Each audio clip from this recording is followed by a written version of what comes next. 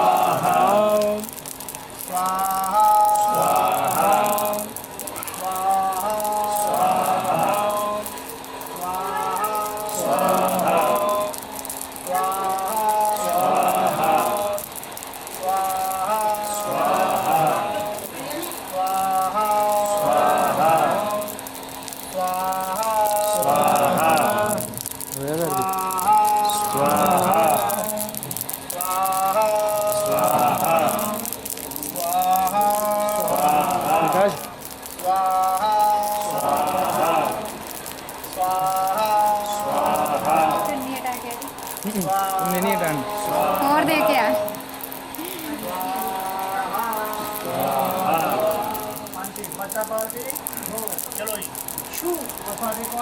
बस सेब कितने करनी है अग्नि माता जय थल्ले मसाला हो थल्ले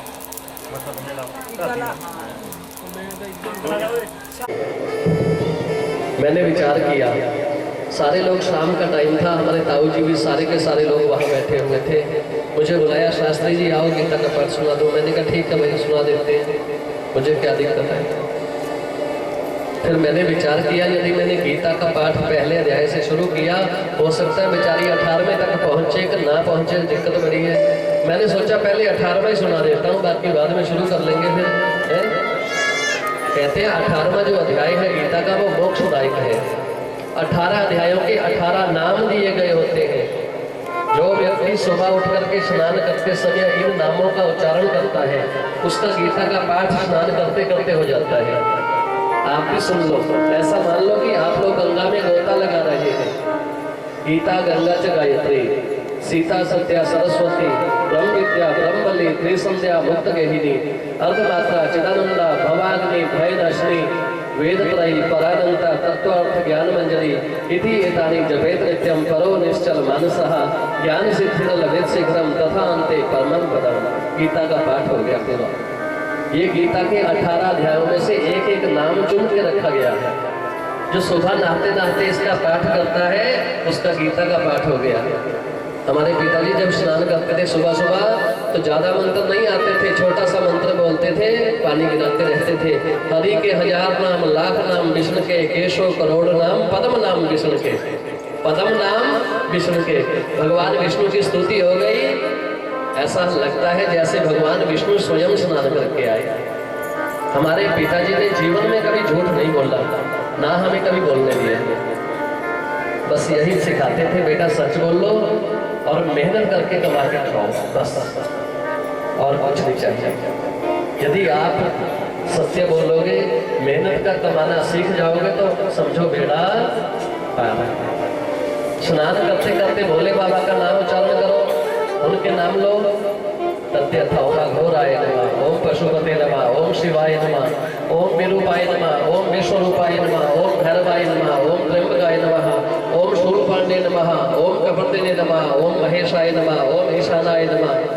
माता का ध्यान करो, ओम भगवत्यै नमः, उमा देव्यै नमः, शंकर प्रियायै नमः, पार्वत्यै नमः, गौर्यै नमः, कालिंद्यै नमः, कटिभ्यै नमः, विश्वधारिण्यै नमः, विश्वेश्वरी नमः, विश्वमात्रै नमः, शिवायै नमः। प्राच्यामं शिवाय चते मूर्ते नमः, ईशान्यं भवाय जगमूर्ते नमः, उदीच्यं रुद्राय मूर्ते नमः, वायव्यां वायु मूर्ते नमः, प्रतीच्यं भीमाय काशमूर्ते नमः, दैत्यं पशुपते मानमूर्ते नमः, दक्षिणस्यं महादेवाय सोममूर्ते नमः, अग्न्यां ईशानाय सूर्यमूर्ते नमः, प्रणालिकायां हरि उमायै नमः, पूर्वे इंद्राय नमः, अग्न्यां अग्न्याय नमः, दक्षिणे यमाय नमः, नैऋत्यं नैऋत्याय नमः, पश्चिमे वरुणाय नमः, वायव्यं वायवे नमः, उत्तरे कुबेराय नमः, ईशान्यं ईशाय नमः, ऊर्ध्वे ब्रह्मणे नमः, अधो अनंताय नमो नमः। आपका भोला बाबा भी मान गया, भगवान विष्णु भी मान गए, आप शांति बिहारी मिलेंगे। आप हनुमंत लाल जी को मानते हैं तो भी बांके बिहारी जी मिलेंगे। आप भगवान विष्णु को मानते हैं तो भी बांके बिहारी नहीं मिलेंगे, आप जगदम्बा को मानते हैं तो भी आगे बांके बिहारी। जैसे सारी नदियों का जल इकट्ठा होकर के समुद्र में चला जाता है, इसी तरह से सारे देवी देवताओं को किया गया प्रणाम बांके बिहारी जी को जाता है। आभूर्यमाणं मचला प्रतिष्ठा समुद्रमापः प्रविशन्ति यद्वत् तद्वत् कामायं प्रविशन्ति सर्वे सुशान्ति माप्नोति न कामकामी। जिस प्रकार विद्वान व्यक्ति अपने नाम को और अपने रूप को छोड़ करके जब वो तप करता है तो उसका तप सफल हो जाता है, उसका तप सफल हो जाता है। यहाँ से जो नदियाँ बहती है नीचे को जाती है ना, जब ये ऊपर से नदियाँ बहती हुई आती है तो कल कल कल कल कल करती हुई आती है। ये जो आपके बगल में नदी है इसका क्या नाम है? कोल्लोवाल वाली नदी है। कौन सी? जो मर्जी हो, नाम तो कोल्लो वाली पड़ेगा क्योंकि आपकी सीमा से टच है। ऊपर से आई बैरछे वाली नदी, नीचे चली गई गुल्लर वाली नदी, और नीचे चली गई बोंगे वाली नदी। कितने नाम बदले इस नदी ने, ध्यान से सुनना। इस नदी ने कितने नाम बदले और कितना अपना रूप बदला। जब ये नदी जाकर के समुद्र में पहुंच गई, इसका पानी सारा समुद्र में इकट्ठा हो गया। वहां क्या बोलोगे? ये समुद्र है। क्या बोलोगे? समुद्र है, समुद्र। कोल्लोवाल वाली नदी भी चली गई, बैरछे वाली भी चली गई, गुल्लर वाली भी खत्म हो गई, बोंगे वाली भी खत्म हो गई, नूरपुर बेदी वाली भी खत्म हो गई है। ये क्या है? ये समुद्र है। जब तक व्यक्ति अपनी इस खोपड़ी को समुद्र की तरह नहीं बनाता तब तक उसका कल्याण नहीं हो सकता। मन मारो जग जीतो, मन मारो जग जीतो। व्यक्ति को समुद्र बन के रहना चाहिए। ये नहीं है कि छोटी सी मुसीबत आई है, जहर का फक्का मारा, राम नाम सब कर लिया। ऐसे तो मूर्ख लोग करते हैं ऐसा काम, बुजदिल लोग करते हैं ऐसा काम, जो यहाँ से मर के जाते हैं। आगे कोई झूला थोड़ा भी लगाया हुआ भगवान ने हमारे लिए है।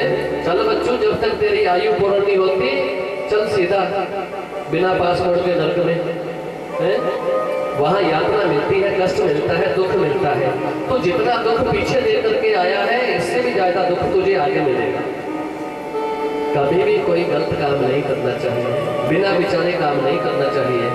सुखदेव भगवान कथा में वर्णन करते हैं, राजन आज नारद जी के मन में शंका हो गई। कैसी शंका हुई? भगवान अपनी 8 पटरानियों के साथ कैसे रहते होंगे, 16,100 पटरानियों के साथ कैसे रहते होंगे।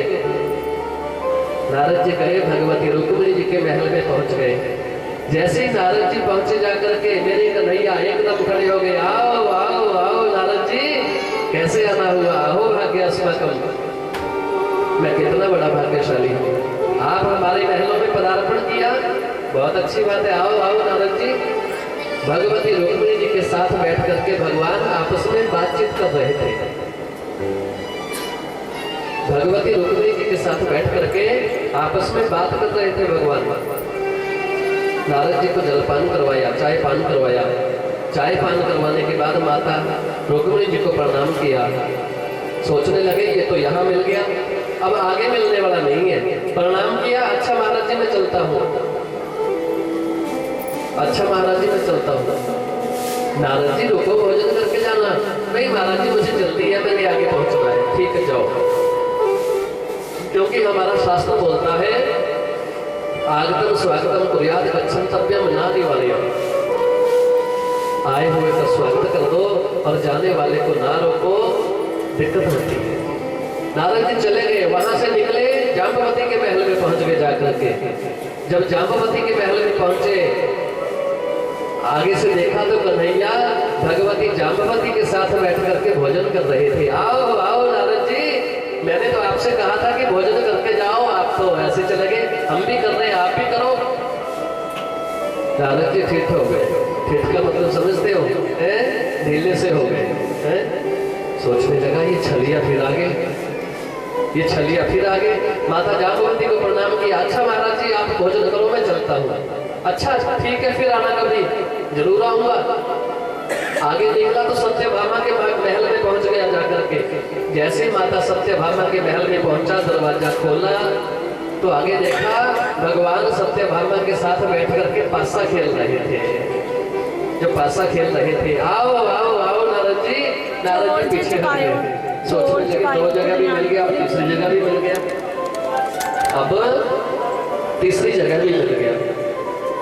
वहां से नारद जी निकले, आगे चले गए, मन में विचार करने लगे, मन में विचार करने लगे। मुझे ऐसा लगता है भगवान कालिंदी के महल में मुझे नहीं मिलेंगे, भगवान कालिंदी के महल में मुझे नहीं मिलेंगे, क्योंकि कालिंदी जो है वो श्यामा है, उसको काली लोग बोलते हैं।